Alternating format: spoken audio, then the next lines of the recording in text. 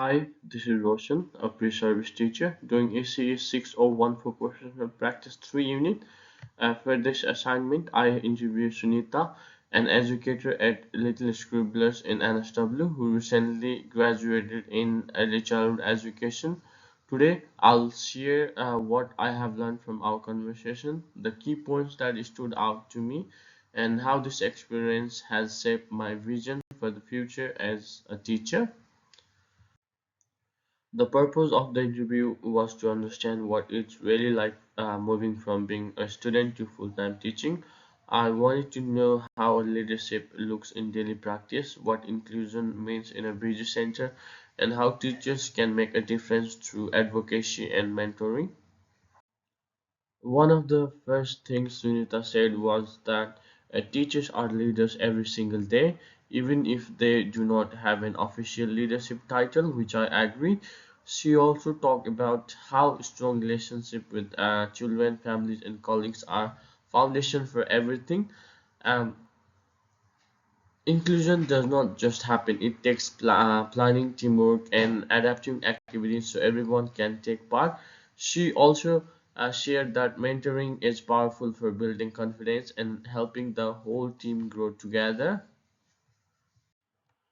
From my perspective, leadership in early childhood is less about authority and more about influence. I believe a good leader inspired their team through actions, not just instruction. While Sunita emphasized shared responsibility, I will add that leaders also need to create safe spaces for open discussion where every team member feels comfortable challenging ideas and suggesting improvements. This aligns with Australian professional standard for teachers, Standard 7, where collaboration is key to improving outcomes for children.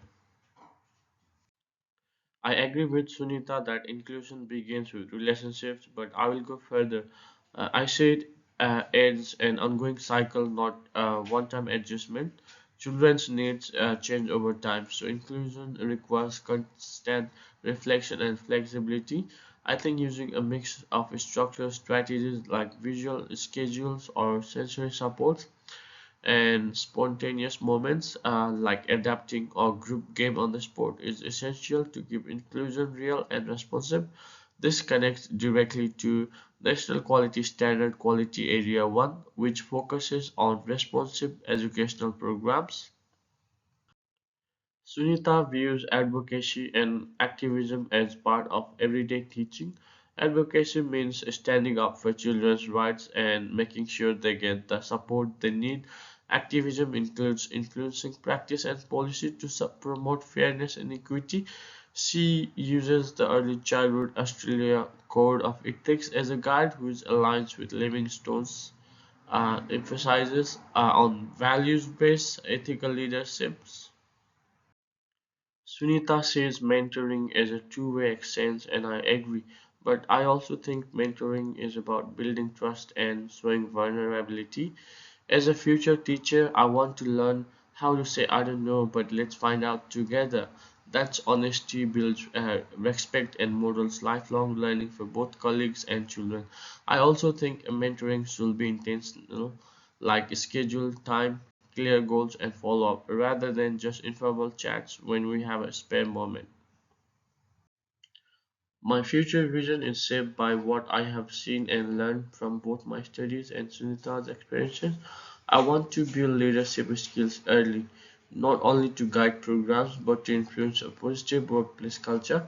Inclusion and diversity will be non-negotiable in my practice, and I will continuously adapt to meet the needs of all the children.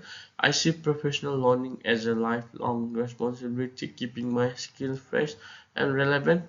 Eventually, I hope to mentor future educators, offering the same guidance and encouragement I have been lucky to receive. This interview reinforced that leadership is not defined by a job title but by daily actions. Inclusion must be intentional and based on strong relationships. Advocacy and activism are part of our ethical duty as teachers, and mentoring is a key way to maintain quality practice. Here is my reference list. Thank you so much for listening.